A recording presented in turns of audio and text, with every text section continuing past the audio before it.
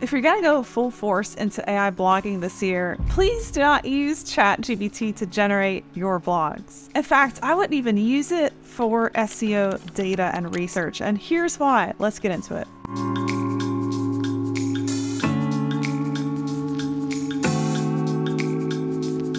The majority of our presence at Content at Scale is inbound, which means people are finding us. We are attracting ideal clients to us. So likely you even landed on this video that way.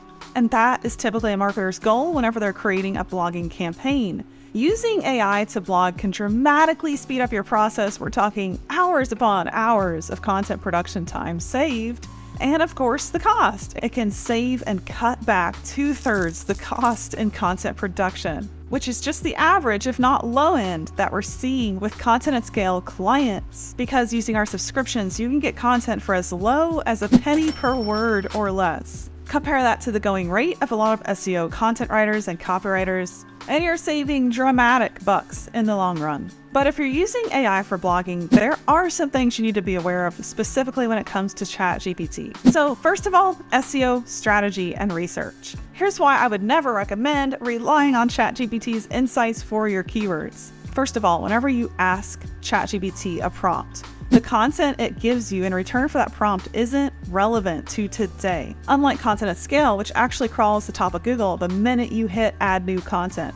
So our crawler is looking at what's in Google then and there on the spot. ChatGPT isn't, and it's likely copying and pasting insights from an older article. And these insights can really lead you astray if you're looking for fresh data whenever you're putting together a keyword research plan. Let's say you're completely new to this and you're like, Jillian, what the heck are you even talking about? So I'll show you what I did and how the data doesn't stack up at all to what you actually need in terms of good data and good keywords that will rank in Google. So I went to ChatGPT and I asked it to give me 10 keywords for my content marketing site. These are the lackluster 10 keywords it came up with. If you were to take any one of these keywords into a keyword research tool, you would see some pretty scary numbers, like this number 71, from 1 to 100 in difficulty. You're up against some of the biggest sites in the world, and you're likely not going to rank in the top 3, the top 5, the top 10, forget it. Unless you too have a dramatic billion-dollar company presence.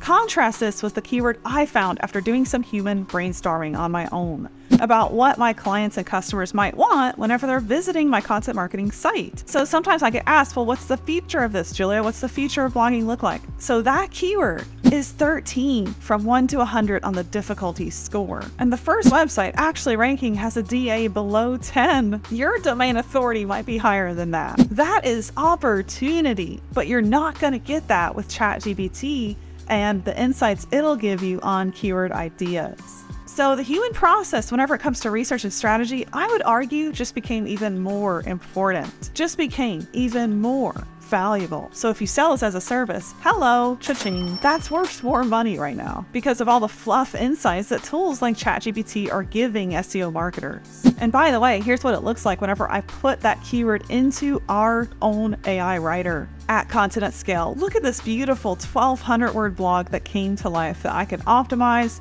and simply edit and publish, saving me probably 8+ hours of work.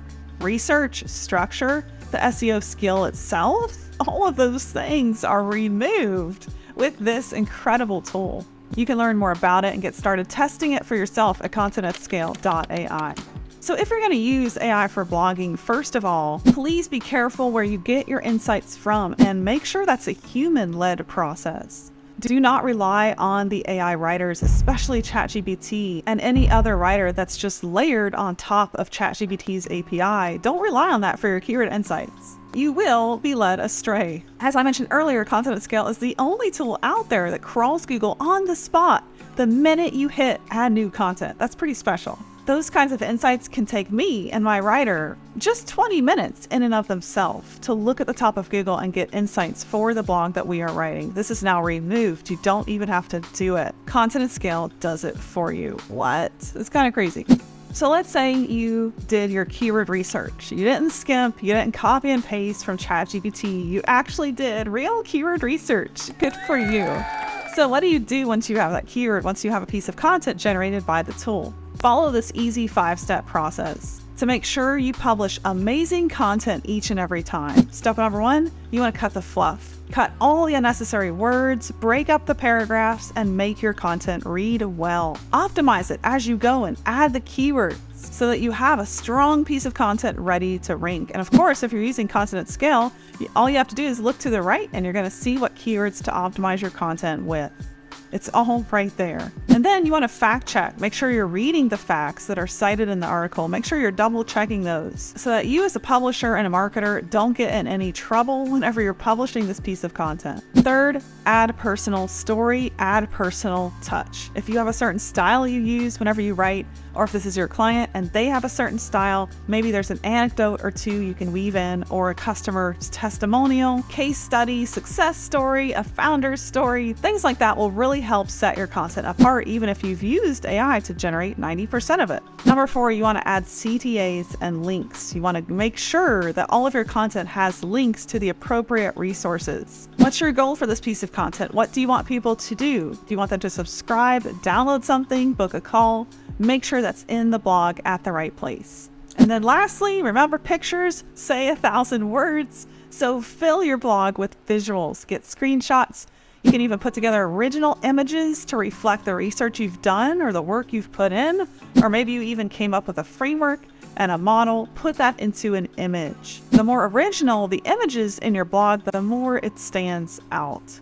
So use those 5 steps to really make sure your AI blogging process stands apart and makes you money and converts and wins in the long run. You can safely use AI for blogging now. It's incredible that you can save 8 to 10 hours per post, which we are hearing from agency owners and team leads and marketers who are adapting to the use of this tool, which can replace quite a few human writers. And that's the crazy part.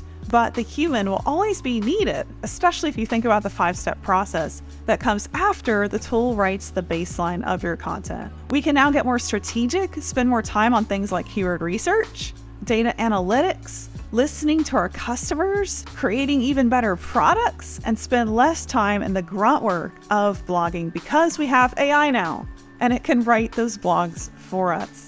I'm Julia McCoy, the Marketing VP here at Content at Scale. For more content like this, make sure that you follow us, subscribe, because it is our goal to help you stay educated, safe, and sane in this new world of AI content. Thanks so much for listening. If you have any questions about any of this, drop them in the comments and we will be sure to get back to you. I look forward to seeing you around.